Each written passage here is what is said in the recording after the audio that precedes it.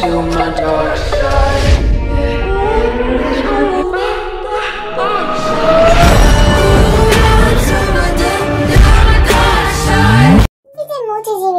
এদিকেও কিছু ফলমূল দাও। সুগার কথায় ভেঙচি কেটে ফলের ঝুড়ি এগিয়ে দিল জিমিন। আমি মোচি পচি কিচ্ছু না ভাইয়া, আমি শুধু জিমিন। সুগাও ভেঙচি কাটলো এবার। ওদের দুষ্টুমি দেখে তের বেশ ভালোই লাগছে। খানবাড়ির ডাইনিং রুমে সকালে নাস্তা করছে সবাই। সুগা জাঙ্কুকের সাথে অফিসে যাবে। পরনে তার হালকা নীল শার্ট, সাদা প্যান্ট আর চুলে ন্যাচারাল স্টাইল। সুগার অফিসে যাওয়া নিয়ে লিসা খাতুন বেজায় খুশি। আয়ের অবশ্য মন ভালো না। কোথায় ভেবেছিল তেকে মারধর করবে, জাঙ্কুকের সাথে বড় সড় একটা ঝামেলা হবে, কিন্তু তা হলো কোথায়। উল্টো আজকে দুজনকে বেশ খুশি খুশিই লাগছে। আর সেটাই সহ্য হচ্ছে না আয়র।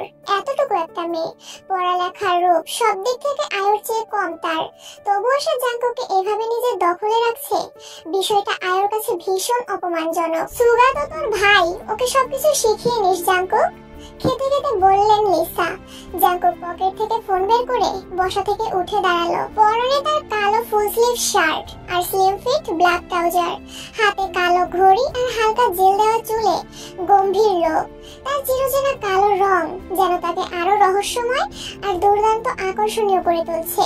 জাঙ্কুক বলল, শেখার ইচ্ছে থাকলে আস্তে আস্তে সবকিছু শিখে ফেলবে। জাঙ্কুকের কথায় চুপসে গেলেন লিসা। একটু রসকস নেই তার কথায়।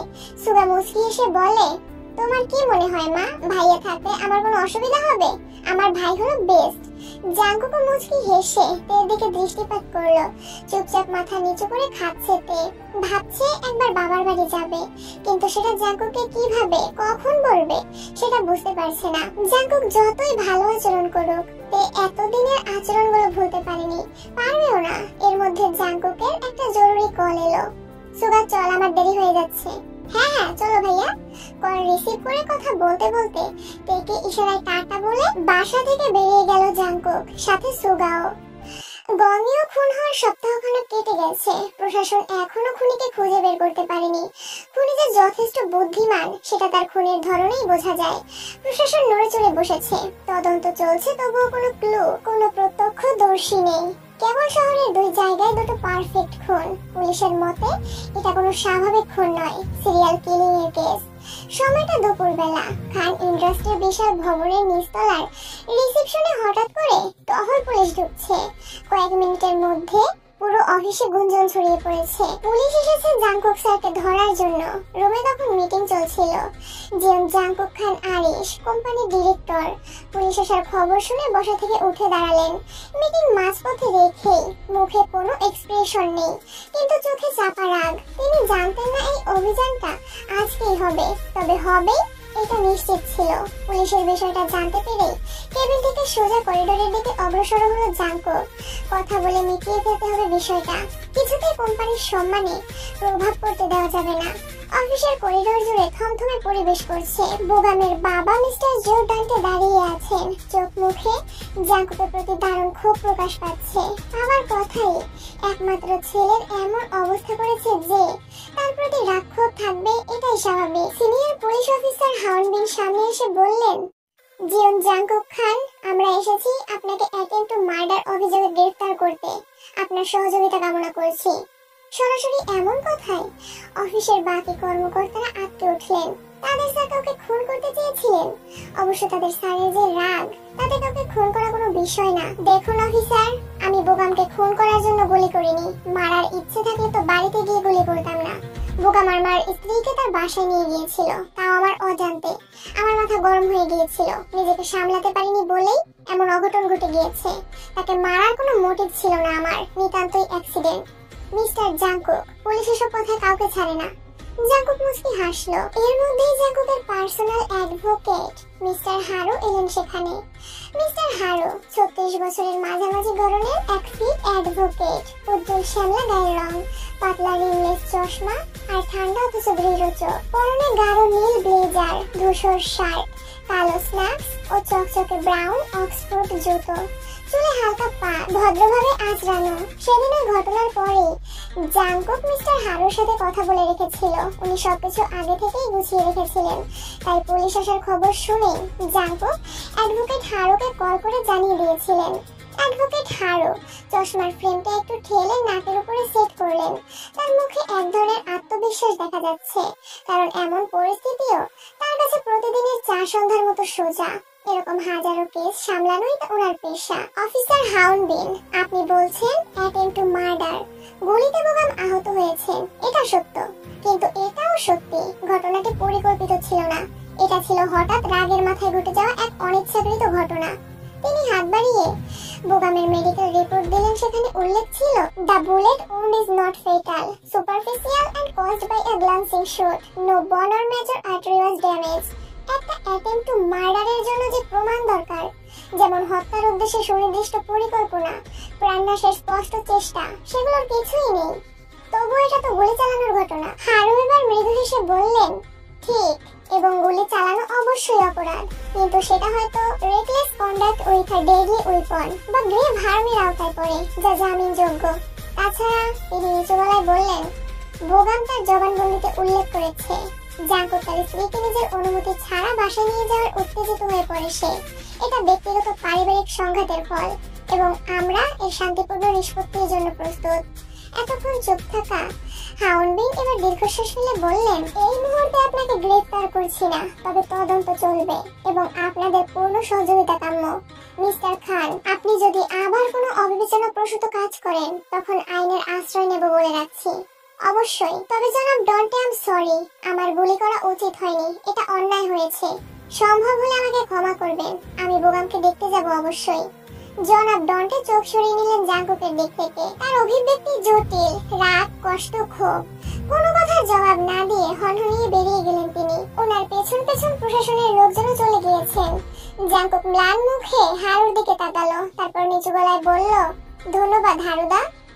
এখন নিজের রাগকে ঠিকমতো নিয়ন্ত্রণ করো জাঙ্কুক। আইন সবসময় সত্যের পক্ষে থাকে, কিন্তু মানুষের ভেতরের অন্ধকারের পক্ষে নয়। তোমার এই রাগ একদিন কাল হয়ে দাঁড়াবে। এমনিতেই আজকের ঘটনার জন্য অফিসের বদনাম হবে। জাঙ্কুক মাথা নিচু করলো। নিজের রাগকে নিয়ন্ত্রণ করতে হবে, কিন্তু জাঙ্কুকের জন্য এটাই সবচেয়ে কঠিন কাজ। হারুর সাথে জাঙ্কুকের সম্পর্ক বেশ ভালো। খান ইন্ডাস্ট্রির যাবতীয় আইনি বিষয়গুলো উনিই দেখেন। ভাইয়া, এরপর থেকে মাথাটা একটু ঠান্ডা রেখো প্লিজ। জাঙ্কুকের পেছনে এসে দাঁড়ালো সুগা। আজকের ঘটনায় জাঙ্কুককে যেন নতুন করে চিনতে পেরেছে সে। চল, মিটিং শেষ করতে হবে। হ্যাঁ চলো। জাঙ্কুকের সাথে মিটিং রুমের দিকে অগ্রসর হলো সুগা। দুপুরের রোদ যেন মাথার উপর জ্বলন্ত আগুন হয়ে নেমে এসেছে। গ্রীষ্মের এই অসহ্য তাপে ধরণী কুলে হাঁসফাঁস করছে। বাতাস নেই বললেই চলে। চারপাশের গাছের পাতাগুলো নিথর, পাখিরা যেন গা ঢাকা দিয়েছে। তাদের কিচিরমিচির শব্দ আজ অনুপস্থিত। রাস্তায় চলাফেরা করছে খুব কম মানুষ। যারাও বেরিয়েছে, তাদের চোখে মুখে ক্লান্তি আর বিরক্তির ছাপ স্পষ্ট। তাপমাত্রার এই নির্মম দাপটে শুধু মানুষ নয়, পশু পাখি আর গাছপালাও নুয়ে পড়েছে। মাটি শুকিয়ে ফেটে গেছে অনেক জায়গায়। বাতাসে যেন ধুলোর সাথে ঝুলে আছে এক ধরনের অস্বস্তি। এমন দিনে সকলে চাতক পাখির মতো তাকিয়ে আছে আকাশের দিকে। হয়তো এক পশলা বৃষ্টি নামবে আর প্রাণ ফিরে পাবে এই জ্বালাময় পরিবেশ। আজ প্রথমবারের মতো রান্নাঘরে। তার মেনুতে রয়েছে ভাত, গরুর মাংসের ঝোল আর চিংড়ি মাছ ভাজা। গরুর মাংসটা জাঙ্কুকের সবচেয়ে প্রিয়, আর তাইতে ঠিক করেছিল আজ সে জাঙ্কুকের পছন্দের খাবার রান্না বান্না করবে। ভাবি, আপনার রান্না শেষ হয়েছে? হ্যাঁ, এই তো আমার রান্না শেষ। তাহলে আপনি গিয়ে গোসল সেরে আসুন, আমি ততক্ষণে এখানে আছি। জিমিনের মাথায় মুচকি হাসলোতে দুজনের মধ্যে বেশ ভাব জমেছে আজকাল। বরের মন পাওয়ার জন্য রান্না বান্না চলছে নাকি? আচমকা আয়োর এমন কথায় হকচকিয়ে গেল তে। জিমিন আয়োকে দেখে চোখ মুখ কুঁচকে ফেলেছে। এই মেয়েটাকে একদম সহ্য হয় না তার। আমার বর, আমার ঘর, মন পাওয়া না পাওয়ার কি হয়েছে? আর ওনার মন তো আমার কাছেই আছে। রান্না করতে ইচ্ছে হলো করলাম, এতটুকুই ননদিনী। এর কথায় চমকালো আয়ো। এই মেয়েকে দেখে যতটা ভোলা ভালা মনে হয়, আসলে সে ততটাও ভোলা ভালা নয়। ইচ্ছে করে জাঙ্কুকের সামনে নরম হয়ে থাকে। সবকিছুই নাটক। মনে মনে এসব ভেবেই নিজেকে সামলে নিল আয়ো। কথা তো ভালোই বলতে পারো, জাঙ্কুকের সামনে গেলে তো বোবা হয়ে যাও। তে মুচকি হেসে বলল, এটা বোবা হওয়া নয় ননদিনী, স্বামীকে সম্মান করা। জিমিন ঠোঁট কামড়ে মুচকি মুচকি হাসছে। তে বরাবরই চঞ্চল একটা মেয়ে, কথা বলতে পছন্দ করে, আবার প্রচন্ড ভীতুও বলা চলে, এখনো আছে। তবে বিয়ের পর থেকে একটু একটু করে বদলে গেছে সে। ভয়টা যেন বৃদ্ধি পেয়েছিল, চঞ্চলতাও কমে গিয়েছিল। কিন্তু জাঙ্কুকের আচরণে ধীরে ধীরে দেয়ালে পিঠ থেকে যায় তার। ভয় পেতে পেতে একটা সময় তার ভয় কাটিয়ে ওঠে। জাঙ্কুকের করা অন্যায়ের আচরণের প্রতিবাদ করে। তে ঠিক যেন পানির মতো, যখন যে পাত্রে রাখা হয় সেই পাত্রের আকার ধারণ করে। বাহ, দেখা যাক কতদিন থাকে এত সম্মান। আর তোমার স্বামীর মন তোমার উপর নাকি অন্য কোথাও, সেটাও খুব তাড়াতাড়ি বুঝতে পারবে। মানে মানে চোখ কান খোলা রাখো, বুঝতে পারবে। আয়ু এটুকু বলে ঠোঁটের কোণে প্রশস্ত হাসির রেখা বজায় রেখে রান্নাঘর থেকে বেরিয়ে গেল। তে আয়ুর কথায় বিশ্বাস না করলেও মনটা কেমন খচখচ করতে লাগলো। সত্যি কি জাঙ্কুকের মন অন্য কোথাও? বিয়ের পর কি সত্যি অন্য কেউ রয়ে গেছে তার জীবনে? সন্ধ্যা নেমেছে, আকাশের রং গাঢ় হতে হতে এখন হালকা বেগুনি মেরুন ছায়ায় ঢাকা। পশ্চিম দিগন্তে সূর্যটা ডুবে গেছে, শুধু কিছু লালচে আভা রয়ে গেছে আকাশের কিনারে। বাতাসে হালকা ঠান্ডা, পাখিরা ফিরে যাচ্ছে নিজ নিজ ঠিকানায়।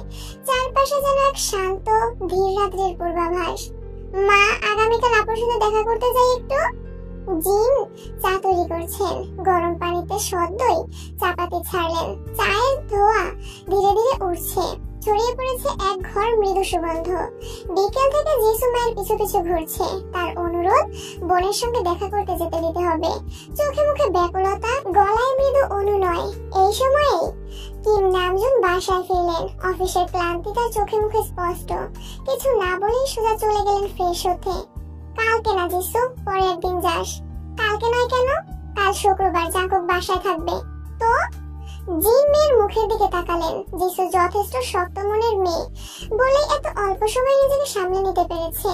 কিন্তু বাসা থেকে বের হলে যদি এলাকার লোকজন উল্টাপাল্টা কিছু বলে দেয়, তখন যিশুর মন ভেঙে যাবে। এজন্যই বাসা থেকে বেরোতে দিতে চান না তিনি। তুই তো জানিসই জাঙ্কুক একটু বেশি রাগী, যদি তোর সাথে রাগারাগি করে তখন। যিশু লম্বা নিঃশ্বাস ফেলে বলে, মা তুমিও না কি সব বলো। ভাইয়াকে নিয়ে আগে আমারও সমস্যা ছিল, কিন্তু এখন নেই। উনি বাইরে থেকে যেমনই হন না কেন, ভেতরে একজন ভালো মনের মানুষ। তাছাড়া আমি প্রথম যেদিন ওই বাড়িতে গিয়েছিলাম তখনও ভাইয়া খারাপ আচরণ করেননি। দীর্ঘশ্বাস ছাড়লেন যিশুর মা। জাঙ্কুক কেমন সেটা তিনি ভালো করেই জানেন, কিন্তু সমস্যা যে অন্য জায়গায়, সেটা যিশুকে কিভাবে বোঝাবেন তিনি? মা মেয়ের মধ্যে কি নিয়ে কথা হচ্ছে শুনি। বসার ঘরে সোফায় এসে বসলেন কিম নামজুন। মাত্র ফ্রেশ হয়ে এসেছেন।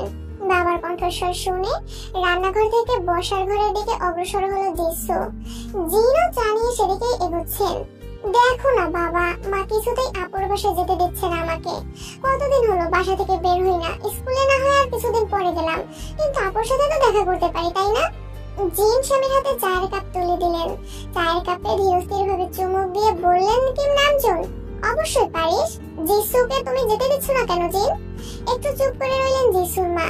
স্ত্রীর মনোভাব বেশ ভালো করেই বুঝতে পারছেন কিম নামজুন। এমনি থাক, মানা করার দরকার নেই। এর সাথে দেখা করে এলে যিশুর মন ভালো লাগবে। তাহলে আমি যাচ্ছি বাবা। হ্যাঁ যাস। যিশু খুশিতে বাবার গলা জড়িয়ে ধরলো, মায়ের দিকে তাকিয়ে বলল, এজন্যই তোমার থেকে বাবাকে আমি অনেক বেশি ভালোবাসি। কিম নামজুন মুচকি হাসলেন, সাথে জিনও। যিশু খুশি খুশি মনে নিজের ঘরের দিকে গেল। জিন নামজুনের মুখোমুখি বসলেন। জিন এভাবে ভয় পেলে তো চলবে না। কতদিন ঘরে থাকবে যিশু? এক সময় না এক সময় বাইরের পৃথিবীতে পা রাখতেই হবে। তাইও যখন চাইছে তখন ওকে যেতে দাও। আমাদের যিশু যথেষ্ট শক্ত মনের মেয়ে, সবকিছু সামলে নিতে পারবে। দীর্ঘশ্বাস ফেললেন জিন। মাথা নেড়ে স্বামীর কথায় সায় দিলেন কেবল। খানবাড়ির ডাইনিং রুমে সবাই রাতের খাবার খেতে ব্যস্ত। কেবল জাঙ্কুক এখনো বাসায় ফেরেনি। সুভাষী 8টার দিকে বাসায় ফিরেছে। তে আজকে প্রথম জাঙ্কুকের জন্য অপেক্ষা করছে, কিন্তু জাঙ্কুকের তো আসার নামগন্ধ নেই। তে বারবার বারবার দেয়াল ঘড়ির দিকে তাকাচ্ছে। রাত 10টা ছুঁই এখন। ভাবি মা, কি দেখছো এত? ভাইয়ের কিছু কাজ আছে, কাল ছুটির দিন তো, সেজন্য সবকিছু শেষ করে আসার কথা। এখনই এসে পড়বে, তুমি টেনশন করো না। তের হাব ভাব দেখে সুগাক সবকিছুই বুঝতে পারছিল, সেজন্য জাঙ্কুকের দেরিতে আসার কারণ সম্পর্কে অবহিত করলো তাকে। আচ্ছা ভাইয়া। লিসা খাতুন খাবার খেতে খেতে জিমিনের দিকে দৃষ্টিপাত করলেন। ইদানিং সুগার সাথে বড্ড ভাব জমেছে মেয়েটার, যা লিসার মোটেও ভালো লাগছে না। রাস্তার মেয়ে, না জানি এবার সুগাকে বশ করে ফেলে। মনে মনে এইসব ভাবতে ভাবতে খাবার খাচ্ছেন তিনি। তের অপেক্ষা ফুরল রাত 11টার দিকে। জাঙ্কুক বাড়িতে ফিরেছে একটু আগে, তবে খেয়ে দিয়ে এসেছে। তে বিছানায় চুপ করে বসে আছে। যখনই চায় সবকিছু ভুলে গিয়ে মনটা শক্ত করে জাঙ্কুককে আপন করে নিবে, তখনই জাঙ্কুকের থেকে কোনো না কোনো বাধা পায় সে। যেমন যিশুর ঘটনাটির পরেতে ভেবেছিল জাঙ্কুকের সাথে সব ঠিক করে নিবে, কিন্তু জাঙ্কুকের ব্যবহার তাকে বাড়ি থেকে পালিয়ে যেতে বাধ্য করলো। দীর্ঘ নিঃশ্বাস ফেললো তে। ওয়াশরুমের ধোঁয়ায় ঢাকা দরজা খুলতেই বেরিয়ে এলো ফর্সা চকচকে ত্বকের এক সুগঠিত দেহ। ছোট করে কাটা ভেজা চুলগুলো কপাল বেয়ে কিছুটা এলোমেলো হয়ে পড়েছে, যেন স্বভাবজাত এক উদাসীন সৌন্দর্য। সাদা তোয়ালেতে কোমর জুড়ে জড়ানো মাত্র বুক থেকে পেট পর্যন্ত জল বেয়ে পড়ছে অবিরত। প্রতিটা ফোঁটা যেন গলে যাচ্ছে তের দৃষ্টিতে। শুকনো ঢোক গেল সে। জাঙ্কুকের দিকে এক দৃষ্টিতে তাকিয়ে রইল। তে যেন থমকে গেল। এক হাতে চুল মুছছিল জাঙ্কুক, অন্য হাতে তোয়ালেটা সামলে হাঁটছে ধীর ভঙ্গিতে। তার প্রতিটি পা যেন তের বুকে দোলা দিচ্ছে। কিশোরী থেকে যুবতী হওয়ার সন্ধিক্ষণে আছে মেয়েটির বয়স, তাই এমন সুদর্শন পুরুষ দেখে স্বাভাবিকভাবেই বিমোহিত হয়ে গেছে তে। ফের গলায় একটা শুকনো ঢোক গিলে নিল সে। চোখ ফেরাতে চাইল, কিন্তু পারল না। জাঙ্কুকের রাগ পাগলামি বাদে ভাবতে গেলে একদম পারফেক্ট একটা মানুষ, যাকে বলে প্রতিটা মেয়ের স্বপ্নের পুরুষ। হেই হামিংবার্ড, কি ভাবছো এত? কিছু না। জাঙ্কুক মুচকি হেসে তের দিকে এগিয়ে এলো। তে বড় বড় চোখে তাকিয়ে রইল নিঃশব্দে নিথর। হঠাৎই কোনো পার্শ্ব সতর্কতা ছাড়াই জাঙ্কুক তাকে তুলে নিল কোলে। ঠিক সেই চিরচেরা ভূমিতে নয়। তের দুই হাত জড়িয়ে রইল জাঙ্কুকের গলায়, আর দুই পা ছড়ানো অবস্থায় সে বসে আছে জাঙ্কুকের কোমরের দুপাশে। শক্ত করে আঁকড়ে আছে জাঙ্কুকের পিঠ, যেন একটু নড়লেও পড়ে যাবে। সদ্য গোসল করার শরীর থেকে ভেসে আসছে সাবানের হালকা স্বচ্ছ গন্ধ, যা তের বুকের ভেতরটা কাঁপিয়ে দিচ্ছে। জাঙ্কুকের ঠান্ডা ভেজা ত্বকের সংস্পর্শে তে যেন অদ্ভুত এক অনুভূতিতে আটকে গিয়েছে। শরীর শীতল, কিন্তু উপস্থিতি যেন জ্বালিয়ে দিচ্ছে অন্তর। কেউ কিছু বলেছে? তাহলে আপনি বাইরে খেয়ে এলেন কেন? আমি আপনার জন্য রান্না করেছিলাম আর অপেক্ষাও করছিলাম। জাঙ্কুকের অবাক লাগলো তার কথাগুলো। সবকিছু কেমন অবিশ্বাস্য। কেউ তার জন্য রান্না করেছে, অপেক্ষা করেছে। জাঙ্কুক কেমন এলোমেলো হয়ে গেল। তেকে বিছানায় বসিয়ে নিজেও মুখোমুখি বসলো। তের হাত দুটো নিজের হাতের মধ্যে রাখলো। সত্যি? আমার জন্য অপেক্ষা কেন করছিলে হামিংবার্ড? মাকে দেখেছি বাবার জন্য এভাবে অপেক্ষা করে থাকেন, সেজন্য। খালার সম্পর্কে এমন কথা শুনে একটু হলেও মন পরিবর্তন হলো জাঙ্কুকের। মুচকি হেসে বলল, তুমি খাবার খেয়েছো? হ্যাঁ, খেয়ে নিয়েছি, আমার খিদে পেয়েছিল খুব। তার সহজ সরল স্বীকারোক্তি জাঙ্কুকের গাল টেনে দিল। হকচকিয়ে গেল তে। ভালো করেছো। আপনি কি করলেন এইমাত্র? তের চোখ মুখ দেখে ভীষণ হাসি পাচ্ছে জাঙ্কুকের। কি করলাম? আমার গাল টেনে দিলেন? হ্যাঁ, দিলাম। আমি কি বাচ্চা? অবশ্যই, আমার জন্য তুমি বাচ্চাই, বাচ্চা বউ একটা। আচ্ছা, আপনি আমাকে হামিংবার্ড বলে ডাকেন কেন? আপনার তুলনায় দেখতে ছোট বলে?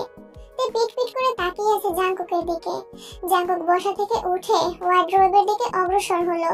তেও চুপচাপ নিজের জায়গায় বসে আছে। জাঙ্কুক জামা কাপড় পরতে পরতে বলল, বুদ্ধিমতী মেয়ে। মুচকি হাসলো তে। বলল, সুগা ভাই বলছিলেন কাজকর্ম শেষ করে ফিরবেন বলে লেট হচ্ছে। আসলেই কি তাই? অফিসে ছিলেন? এর প্রশ্নটা শুনে হঠাৎ করে জাঙ্কুকের চোখ মুখের ভঙ্গি বদলে গেল। তার দৃষ্টি হিংস্র হয়ে উঠল, ঠোঁটটাও কেঁপে উঠল রাগে। এক পলকেই কাছে এসে তের গাল চেপে ধরল সে। তের চোখ দিয়ে পানি চলে এলো যন্ত্রণায়। কি এমন জিজ্ঞেস করেছিল সে, যার জন্য এমন প্রতিক্রিয়া দরকার ছিল? সুগার থেকে দূরে থাকতে বলেছি না? কেন কথা বলেছো? আমার আসতে দেরি হওয়ার কারণ জানা থাকলে আমাকে কল দিতে তুমি। সুগার কাছে কেন? এটা অপ্রয়োজনীয় বার্তালাপ ছিল হামিংবার্ড।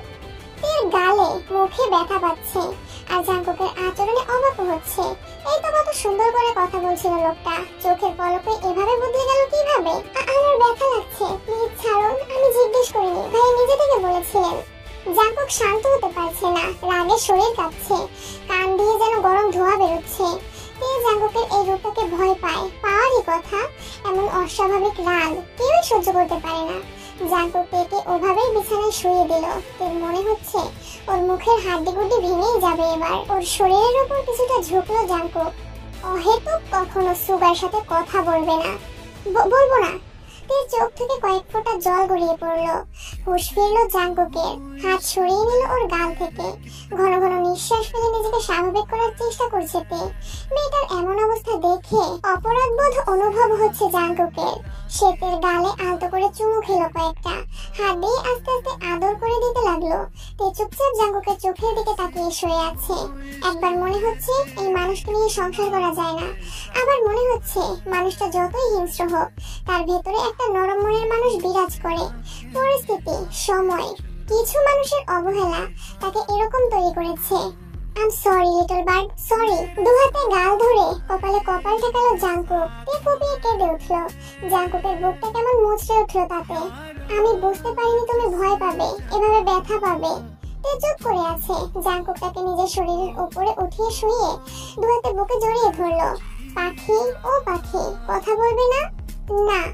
তের কণ্ঠে তীব্র অভিমান, যন্ত্রণার ছাপ স্পষ্ট। জাঙ্কুক তের কপালে ঠোঁট ছুঁয়ে দিল কয়েকবার। পিঠে আলতো করে হাত বুলিয়ে দিতে লাগলো।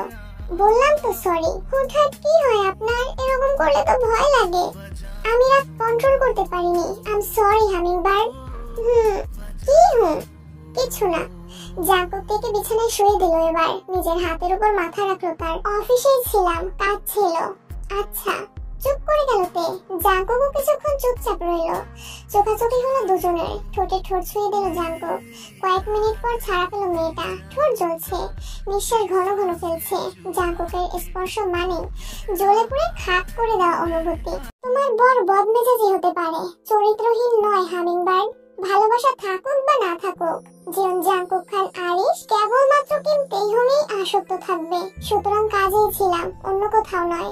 মুচকি হাসতে আগামীকাল আয়োকে কিছু কথা শোনাবে বলে মনে মনে ঠিক করে নিল সে। বাহ, ভালো মানুষ তো আপনি, এক নারীতে আসক্ত। মোটেও না, আমি খারাপ। জগতের সকল অন্ধকার আছে আমার মধ্যে। তাই তো সেজন্যই কি সবসময় এই কাইল্লা রং পরে থাকেন? জাঙ্কুক হাসলো। কাইল্লা রং? তে উঠে বসলো। জাঙ্কুক কোনোতে ভর দিয়ে অর্ধশ অবস্থায় বলে, কালো আমার পছন্দের রং। সবসময় রংটা ভীষণ টানে আমাকে, সেজন্যই পরি। বিশেষ কোনো কারণ নেই। বুঝতে পেরেছি, ঘুমাতে হবে, অনেক রাত হয়েছে। জাঙ্কুকের নাকে নাক ছুঁয়ে ফিসফিস করে শুধালো, I am waiting my hummingbird. অধৈর্য আমি তোমাকে কাছে পাওয়ার জন্য ধৈর্য ধরে আছি, বুঝতে পারছো? বেশি দিন অপেক্ষা করিও না। আপাতত শুভরাত্রি। কিঞ্চিত লজ্জা পেল তে। জাঙ্কুক আর কথা না বাড়িয়ে দূরে সরে গেল। নিজের জায়গায় শুয়ে ফোনের দিকে মনোযোগ দিল সে।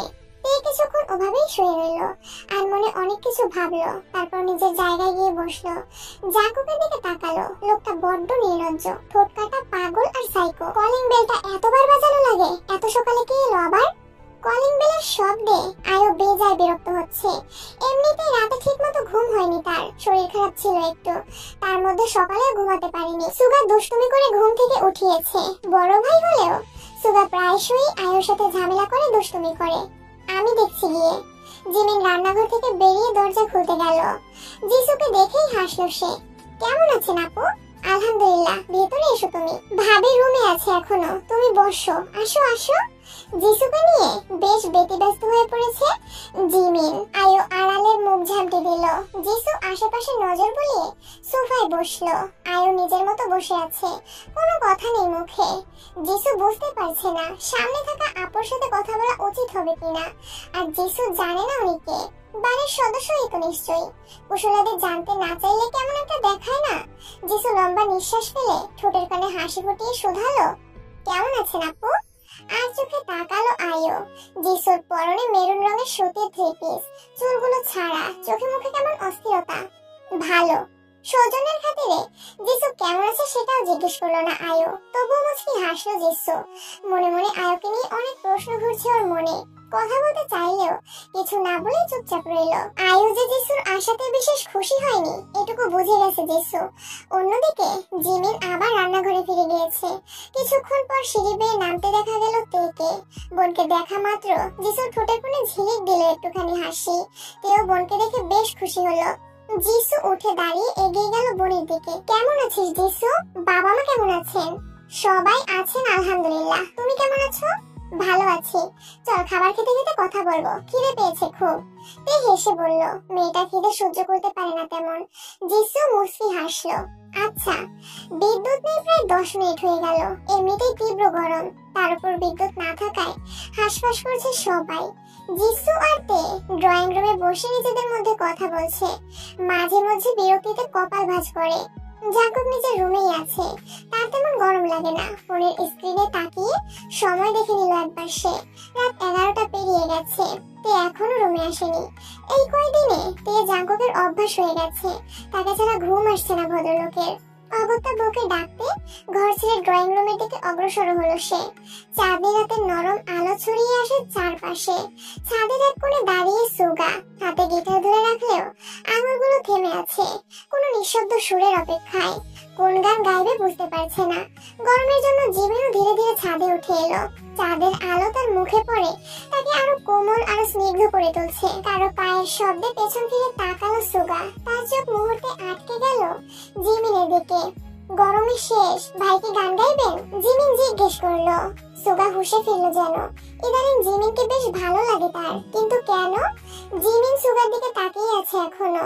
সুগা কথা না বলে মুচকি এসে গান ধরলো। ইয়ে আসমা তেরি पैरों में तो मेरी जान मेरी खैरों में तेरा रंग है लाल ढलते सूरज का जैसे इतना खूबसूरत कोई लगता है कैसे आजा मैं बताओ तुझे क्या रखा मैंने तेरा नाम नशा रखा जब जब बोले मुझे लगता है यूं जैसे कोई गाए रागनी हम तुझको सनम ओ सनम इतना चाहेंगे जैसे चांद को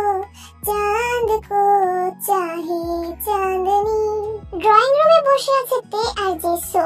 বিদ্যুৎ নেই, তাই রিচার্জেবল একটি এলইডি লাইট জ্বলছে ঘরে। এই ধরনের বাতি বিদ্যুৎ থাকলে চার্জ হয় আর বিদ্যুৎ চলে গেলে স্বয়ংক্রিয়ভাবে জ্বলে ওঠে। সাধারণত এমন বাতিগুলো 2 থেকে 3 ঘন্টা পর্যন্ত আলো দিতে পারে। ভাইয়া এত বড় লোক, কিন্তু কারেন্ট গেলে তোমাদের এভাবে অন্ধকারে থাকতে হয় কেন আপু? জেসোর প্রশ্নে থতমত হলো তে। ঠিকই তো বলছে জেসো, এ বাড়িতে আসার পর কখনো লোডশেডিং হতে দেখিনি, তাই বিদ্যুৎ না থাকলে বিকল্প কোনো ব্যবস্থা আছে কিনা সেটাও জানি না রে। বিদ্যুৎ না থাকায় চারপাশটা কেমন ভুতুরে ভুতুরে লাগছে। রিচার্জেবল বাতির আলোয় পুরো ড্রয়িং রুমটা সঠিকভাবে আলোকিত হচ্ছে না। তার উপর বাইরে বিদ্যুৎ চমকাচ্ছে, সঙ্গে ঠান্ডা বাতাস বইছে। মনে হচ্ছে ঝড় উঠতে যাচ্ছে বলে বিদ্যুৎ নেই। আকাশে মেঘ করলেই যেন বিদ্যুতের সঙ্গে একটা অদ্ভুত সম্পর্ক তৈরি হয়। ঝড়ের সময় বিদ্যুৎ থাকেই না প্রায়। সিঁড়ি বেয়ে নিচে নামতে নামতে 2 বোনের কথোপকথন শুনে মুচকি হাসলো জাঙ্কুক। তার হাতে ফোন, পরনে হাফ প্যান্ট আর কালো রঙের টি শার্ট। সুগা, এই সুগা, কোথায় তুই? আচমকা জাঙ্কুকের গলা শুনে নড়ে চড়ে বসলো 2 বোন। বসার ঘরে দাঁড়িয়ে সুগাকে ডাকছে জাঙ্কুক, কিন্তু কোথাও সুগার সাড়া নেই। তে চুপচাপ তাকিয়ে আছে জাঙ্কুকের দিকে। হাফ প্যান্টে বেশ মানিয়েছে ভদ্রলোককে। মুচকি হাসলো তে। এই ছেলেটা গেল কোথায়? কারেন্ট নেই অথচ ওর কোনো হেলদোল নেই। কোমরে হাত রেখে চারপাশে সোজা দৃষ্টি বুলিয়ে বলল জাঙ্কুক। জিসু বসা থেকে উঠে দাঁড়িয়ে বলল, ভাইয়া আমি ওনাকে গিটার হাতে দোতলায় যেতে দেখেছিলাম। ভ্রু কুঁচকে তাকিয়ে আছে জাঙ্কুক। সুগা গিটার নিয়ে কোথায় যেতে পারে সেটাই ভাবছে হয়তো। ফোনে একবার কল করে দেখুন, নিশ্চয়ই ফোন সাথে আছে। তে বলল। জাঙ্কুক হাসলো। মেয়েটার বুদ্ধি আছে, গুড আইডিয়া। জাঙ্কুক সুগাকে কল করে ড্রয়িং রুমে আসতে বলল। মিনিট 10 পর সুগা আসলো, সাথে জিমিনও ছিল। জাঙ্কুক সুগাকে নিয়ে কোথাও চলে গেল। আর তে আর জিসুর সাথে এখন জিমিনও যুক্ত হয়েছে। 3 জন একসাথে বসে আছে। কিছুক্ষণের মধ্যেই সারা বাড়ি আলোকিত হয়ে গেল। জেনারেটর চালু করা হয়েছে। হাত ছেড়ে বাঁচলো জেসু। বোনকে বিদায় জানিয়ে ঘুমানোর উদ্দেশ্যে গেস্ট রুমের দিকে অগ্রসর হলো সে। জাঙ্কুক ফেরার পর জিমিনও ড্রয়িং রুম থেকে নিজের রুমের দিকে এগোলো। বসে রইল কেবল তে। কোলে তুলে নিয়ে যেতে হবে? জাঙ্কুকের প্রশ্নে হকচকিয়ে গেল তে। থেমে থেমে বলল, কি? কোথায় নিয়ে যাবেন? রুমে। কোলে তুলে নিয়ে যাব? না না না, আমি যাচ্ছি। তের এমন হাব ভাব খুব ভালো লাগে জাঙ্কুকের। ভীষণ ইনোসেন্ট মেয়েটা। তে বসা থেকে উঠে দ্রুত সিঁড়ির দিকে অগ্রসর হতে চাইলো। জাঙ্কুক তার সামনে গিয়ে দাঁড়ালো তখন। তে ফ্যালফ্যাল করে তাকিয়ে আছে তার দিকে, দৃষ্টিতে প্রশ্ন। কি হয়েছে? জাঙ্কুক হুট করে তেকে কোলে তুলে নিল। তে তার সামলাতে দু হাতে জাঙ্কুকের গলা জড়িয়ে ধরেছে। Let's go hummingbird. তে কিছু বললো না। জাঙ্কুক ধীর পায়ে তাকে নিয়ে সিঁড়ি বেয়ে দোতলার দিকে এগিয়ে যেতে থাকলো। ধীরে ধীরে আবহাওয়া আরো খারাপ হচ্ছে। এতক্ষণ ঠান্ডা বাতাস বইছিল, কিন্তু এখন হঠাৎ করে বৃষ্টি পড়তে শুরু করেছে। ধীরে ধীরে বৃষ্টির ছোট ছোট বৃষ্টির ফোঁটাগুলো বাতাসের সাথে মিশে চারপাশে এক অদ্ভুত স্নিগ্ধতা তৈরি করছে। বৃষ্টির সাথে সাথে আকাশে গর্জন শোনা যাচ্ছে, যেন প্রকৃতি তার উত্তেজনা প্রকাশ করছে। বিদ্যুৎ চমকানোর সাথে গর্জন আরো শক্তিশালী হচ্ছে, আর মনে হচ্ছে এই গর্জন কোনো কালবৈশাখী ঝড়ের আগমনের সংকেত। বাতাসের প্রবাহ আরো তীব্র হয়ে উঠেছে, আর বৃষ্টির তীব্রতা বাড়তে শুরু করেছে, যেন কোনো বড় ঝড় আসছে। তেকে কোলে নিয়ে বেডরুমে প্রবেশ করলো জাঙ্কুক। ধীরে ধীরে তেকে নিয়ে বিছানার দিকে যাচ্ছে সে। তে শুধু জাঙ্কুকের দিকে তাকিয়ে আছে। কেমন একটা নেশায় ডুবে যাচ্ছে তে। রুম জুড়ে ড্রিম লাইটের মৃদু আলো যেন সেই নেশালো ভাবটাকে আরো তীব্র করে তুলছে। জাঙ্কুক তেকে বিছানায় শুয়ে দিল। হালকা গোলাপি রঙের থ্রি পিস পরে আছে সে, চুলগুলো মেসি বান করা। জাঙ্কুক গভীর মনোযোগ দিয়ে দেখছে তেকে। তের কপাল, ভ্রু, চোখ জোড়া, নাক, ঠোঁট, আকর্ষণীয় শরীর, সবকিছু। কোনো কিছু যেন জাঙ্কুকের দৃষ্টি থেকে বাদ যাচ্ছে না আজ। তে শুকনো ঢোক গিলল একবার। জাঙ্কুকের চোখগুলো কেমন ঘোলাটে লাগছে। মনে হচ্ছে ওই চোখেতে সর্বনাশ লুকিয়ে আছে আজ। জাঙ্কুক ঘরের দরজার দিকে এগোলো, দরজা আটকানোর জন্য। তে সেই ফাঁকে চোখ বন্ধ করে লম্বা নিঃশ্বাস ফেললো কয়েকবার। কি হচ্ছে কিছু বুঝতে পারছে না সে। জাঙ্কুক দরজা আটকে দিয়ে তের মাথার কাছে বসলো। কয়েক সেকেন্ড চুপচাপ তাকিয়ে রইলো তের মুখ পানে। বাঁধা চুলগুলো খুলে দিল। ডান হাতের আঙুলটা তের কপালে ছুঁলো। শিউরে উঠলো তে। শরীরে স্পর্শ বরাবরই তীব্র, কিন্তু আজ সেটা ছিল একটু ভিন্ন, কোমল, অথচ অনুভূতি প্রবল। Are you okay hummingbird? Sure?